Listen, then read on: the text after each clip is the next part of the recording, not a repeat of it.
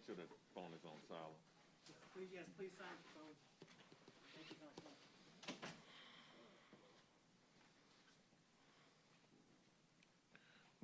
Councilman. Good afternoon, everyone. I have with me today our Honorable Mayor, Mayor LaToya Cantrell, as well as our council member of District B, Council Member Jay Banks, as well as our members of our executive staff of the New Orleans Police Department. We're here today to more or less confirm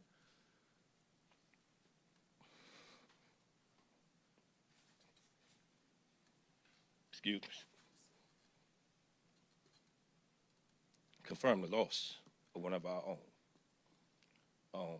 Difficult day. Very, very difficult. You know, as a chief, you try to prepare yourself for that dark day in which you may have to, which we never would want to see, have to inform a family of the loss of their loved one in the line of duty due to senseless violence. But on yesterday, having to inform a wife and two sons that the husband and father was not returning home because of senseless violence while off duty is even more difficult.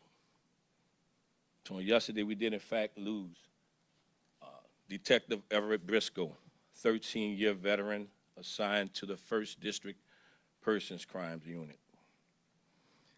I want to express my condolences to the Briscoe family, as well as the second victim of this horrible incident family as well, our NOPD family, and all. I want to thank the mayor of Houston, and more importantly, my brother, my friend, Chief Troy Finner. You know, you heard him speak yesterday. We've been knowing each other 8, 9 years now, and he has been like a big brother to me. And he's walked me every step of the way throughout the investigation on yesterday in ensuring that the families were properly notified before he gave any information to the public, ensuring that the friends of our victims were taken care of while they're out there as well. So I want to thank he and his team for working with us during this difficult time. I'm saying all this up. I have my talking points. I'm trying to get them together. You talk about community policing. We always speak about community policing and how we have to do a better job at doing that. You couldn't have a better community police officer than Everett Briscoe. He was a member of the Zulu Club. He marched in Southern University's marching band. He just completed his schedule last week pursuing his bachelor's degree at Southern University of New Orleans. He said he wanted to be an example to his sons, so he had to finish what he started. And to hear this today, to stand here before you today it is hard, I can tell you that. You know, he did everything that he can to be a part of the community and bringing the community together. I received so many phone calls outside of law enforcement, outside of Houston's law enforcement as well, just community people speaking to how he helped them. He encouraged a lot of our kids. He worked with many community leaders to put events together. So we lost a good one. We lost a good one. So with that being said, we're still in the process of working with his wife to get his body back here. When his body is here, we're going to work with her to put together the services. I have ordered that all flags at our various districts and buildings will be at half staff until his services have been completed. And we will wear our mourning badges, our mourning bands on our badges. I want to thank the mayor. I want to thank Mayor Cantrell. I want to thank Councilmember Banks. I'm going to say a few names because I'm intentional as to why I'm saying these names, because these people reached out personally. thank the mayor of Houston. I want to thank Councilmember Brissett. I want to thank District Attorney Jason Williams, Pastor Alex Bello, Pastor Jamal Weathersby. I want to thank them all because those are the phone calls that I got throughout the night. So with that being said, I'm going to step aside and ask our mayor to say a few words, and I'll come back and close it out. Mayor.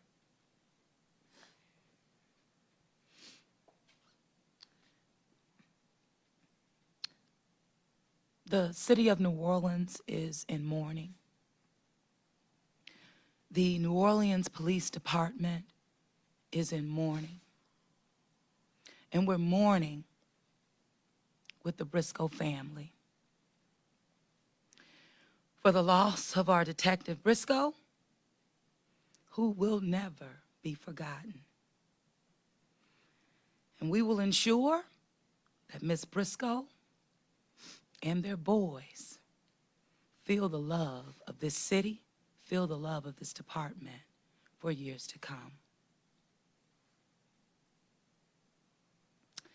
I'm going to ask, and absolutely we're in mourning with the Zulu Social Aid and Pleasure Club, but at this time I want to ask Councilman Jay Banks to come and say a few words at this time as he is also in mourning with us.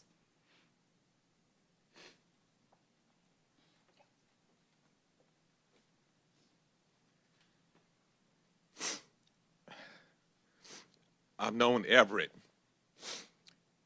for a very long time. Actually, when he and Terrell started dating and got married, I've known Everett. And I'm going to tell you, Everett was a gem. He was a jewel.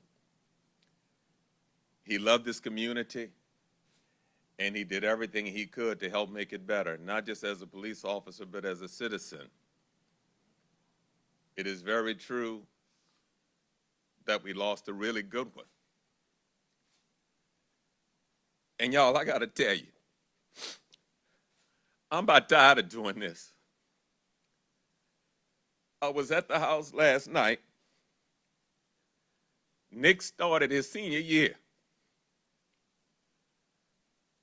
Terrell is asking me, who's gonna teach him how to tie his tie?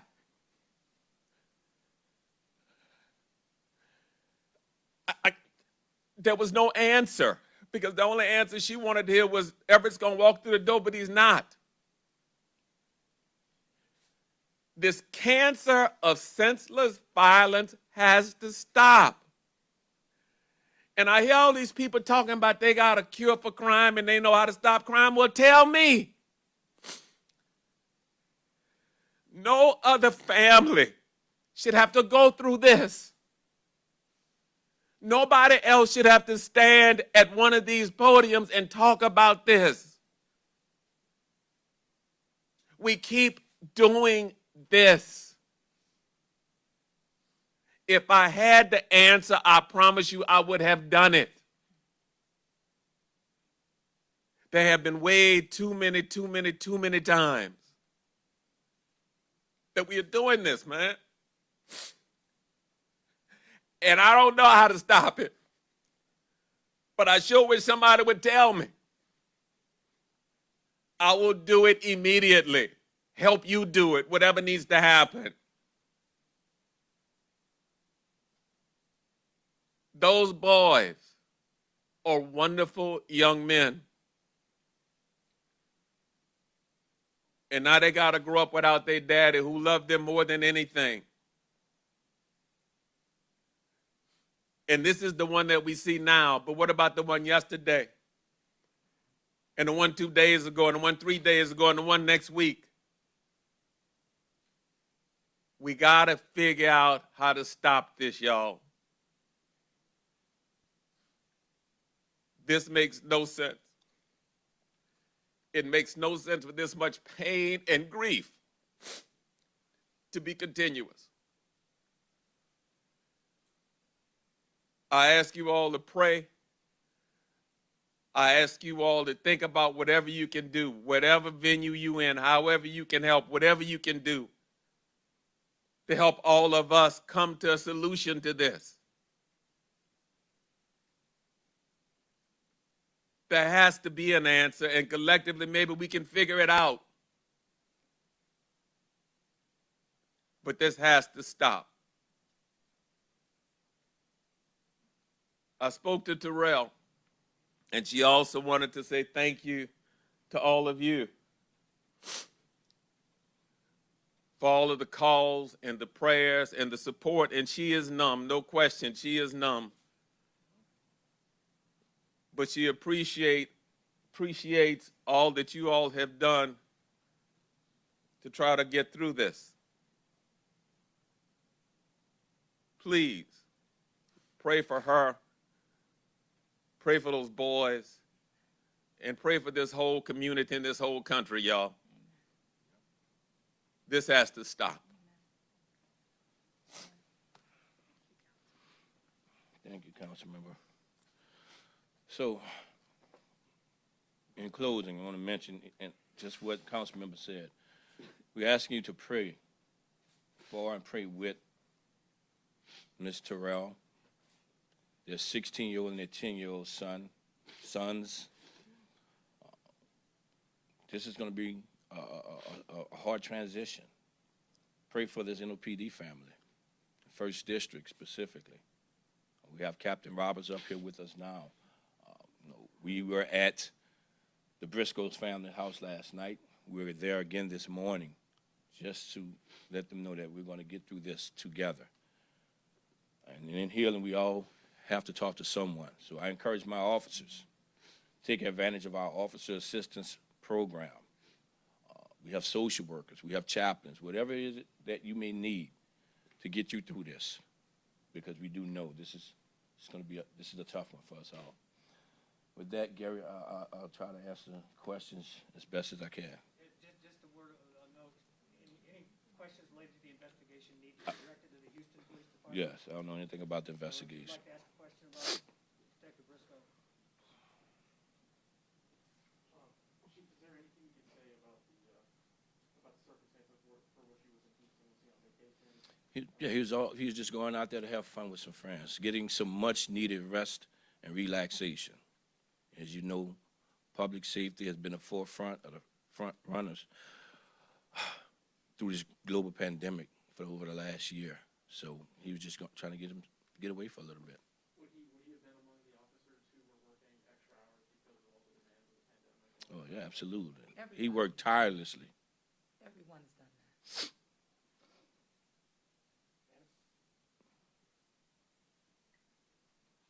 Chief, I wanted to ask you, what can you tell us about Ever as detective and officer? Can you tell us a little bit more about that and how you want the community to remember him? So, I mean, he started his career in the 2nd District, then he went to the 1st District. Then he went to homicide. And from homicide, he went to the 3rd District and ended up back in the 1st District. He was a great officer, a great detective, a great friend. Remember, hurricane, a few years ago. I was not prepared for it. Lights went out at my house. Had to spend a day or two without power. I worked with Everett in the 2nd District, so went back to work once everything was good. Was at work talking about how I needed to buy or purchase a generator, invest in one, but I didn't have a vehicle to get that generator home. Everett picked me up from my house and brought me to Home Depot, got that generator on his truck, and brought it back to my house, and we put it together. So that is the type of person he is. If you are in need, he will give you the clothes off his back. Yes, sir. So you mentioned he was just about to graduate from Southern University. How was he always looking to better himself? And that's a great example. That was an investment in himself personally, furthering his education, but also being that mentor, that leader to his family, to his sons, to let them know to don't settle for the regular stuff. Just keep pushing forward, and that is what he was trying to do. He continued to do that with our community.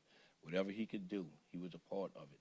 One guy called me and was telling me how he marched in Southern University Band with Everett back in 1996. He said Everett has not missed a birthday wish to him since 1996. That's the type of person we're talking about. Yes, ma'am. I'm just so sorry for the loss of the community and the department. It sounds like he was such a big part of the community. How can we go about celebrating him and his legacy? Thank you for saying that. Yeah, thank you. You know, that's, I don't know the answer to that question right now. We're gonna do our best to hold up Mrs. Briscoe, Nick, and Chris. That is my number one goal right now. In honoring Detective Briscoe is giving her all the support that she needs to get through this. Anyone? No? Just any details on the degree that he was close to finishing? Was it criminal justice? It's criminal justice. I'm not sure how far he come along in that. I'm not sure what stage he was in, but I have been informed that he did just complete his schedule last week to start this fall semester, but it would be pursuing a bachelor's degree at Southern University of New Orleans in criminal justice. Thank you very, very much. Thank you all. Thank you.